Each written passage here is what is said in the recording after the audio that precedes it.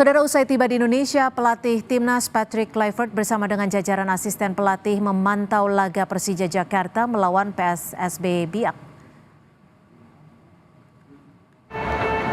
Pelatih Timnas Patrick Kluivert memantau langsung laga BRI Liga 1 2024-2025 antara Persija Jakarta kontra PSBS Biak di Stadion Patriot Candrabaga, Bekasi, Jawa Barat.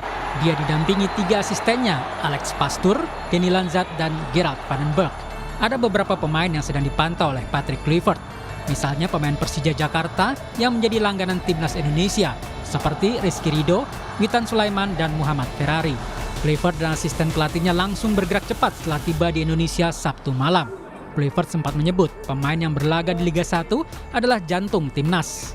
Menurutnya penting menciptakan sinergi antara pemain lokal dengan pemain diaspora di Timnas. Players are the heart of Indonesia, and the other players are of course super important. But I think we need to focus very good on the local players and check the quality of the local players, because I think that is hyper important to implement those players as well, because you want to have also the heart of Indonesia in the team.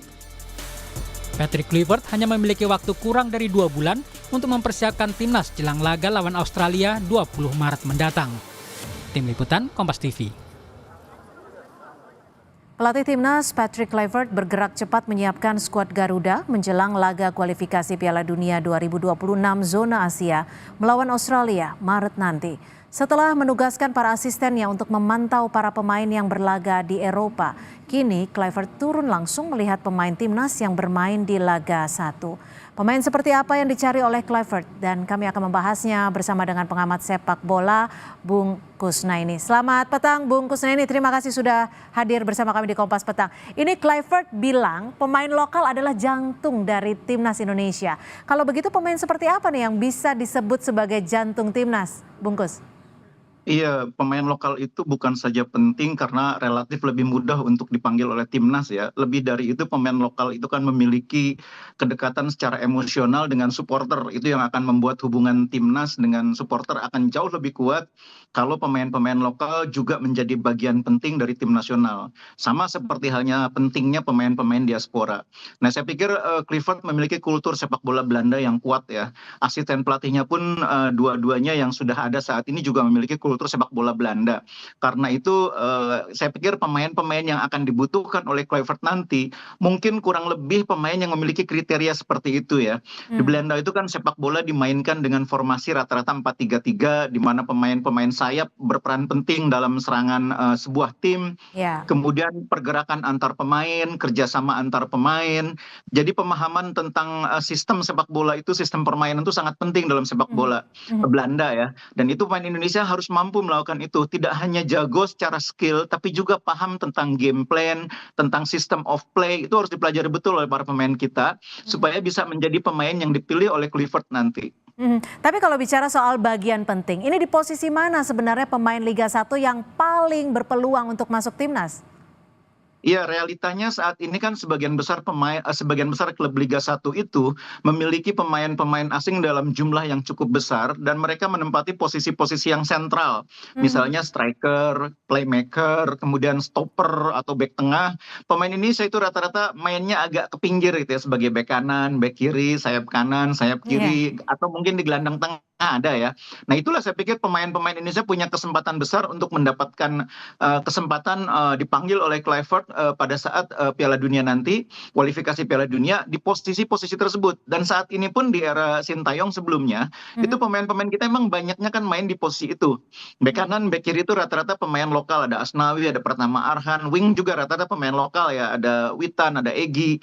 Kalau posisi-posisi di depan, striker itu Sananta masih belum bisa bersaing. Begitu juga dengan posisi bek tengah, mungkin hanya Rizky Ridho yang mampu menjadi bagian dari line up gitu ya, atau starter. Sementara pemain lain rata-rata hanya menjadi pelapis. Ini tentu menjadi tantangan ke depannya.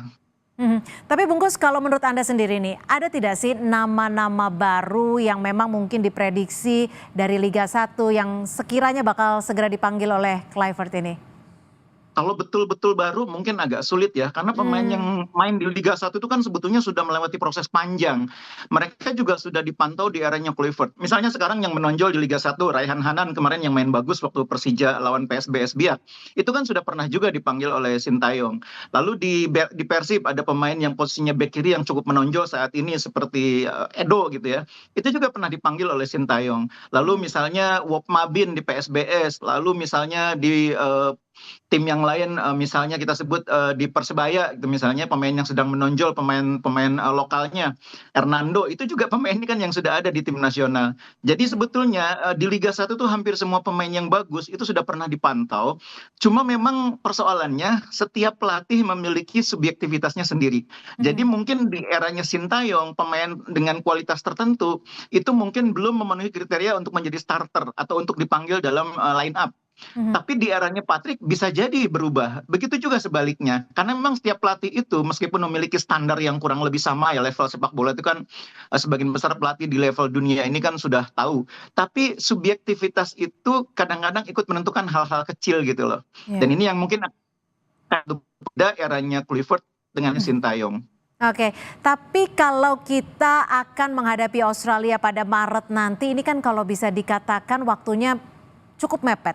Akan ada perubahan besar tidak di skuad Garuda? Ya, kalau ukurannya adalah pertandingan dalam waktu dekat esok 2 pertandingan lawan Australia dan kemudian home di sini ya lawan Bahrain, saya pikir perubahan besar tidak akan terjadi. Kluivert saya pikir sebagai pelatih berpengalaman begitu juga dengan Alex Pastoor, Laanzat menyadari bahwa mengubah strategi permainan secara besar-besaran, apalagi merombak tim secara besar-besaran formasinya itu bukannya tanpa risiko. Sementara pertandingan waktu persiapannya kan relatif seperti yang sering saya bilang mungkin hanya 3 sampai 5 hari sebelum bertanding nanti. Karena itu mungkin yang paling aman bagi setiap pelatih apalagi masuk di tengah perjalanan kualifikasi mempertahankan sebagian besar materi pemain, mempertahankan cara main secara keseluruhan gitu ya. Tapi pendekatan-pendekatan atau sentuhan-sentuhan yang sifatnya mungkin agak personal bisa dia lakukan. Misalnya dalam hal penyelesaian akhir itu kan kekuatannya Kluivert di situ atau dalam hal koordinasi di lapangan tengah dengan lini pertahanan, lini tengah dengan lini depan. Itu kan kekuatannya Alex Pastoor sebagai ahli strategi kan mungkin bisa diperankan di situ. Tapi mengubah keseluruhan mungkin tidak akan dilakukan karena itu terlalu berisiko. Tapi kalau memang nantinya akan mempertahankan pemain yang ada, komposisinya akan seperti apa nih, Bung?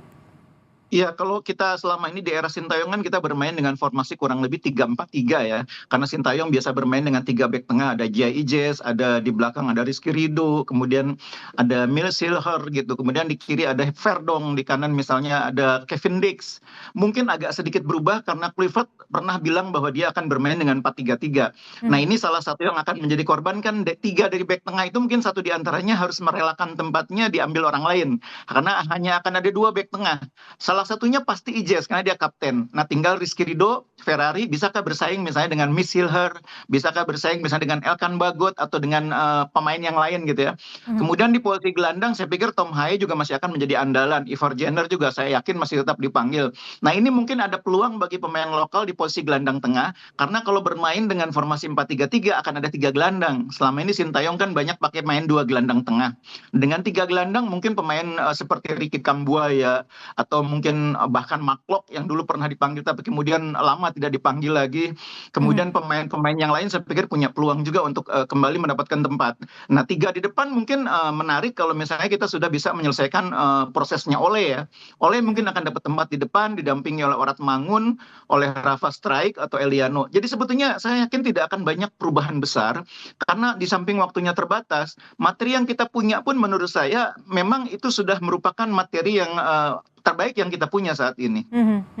Itulah yang tentunya diharapkan. Tapi kalau kita lihat agenda Kluivert adalah memantau Liga 1. Apakah dengan dipantau langsung oleh Patrick Kluivert ini kemampuan atau kapasitas dari pemain di Liga 1 akan lebih meningkat atau lebih baik?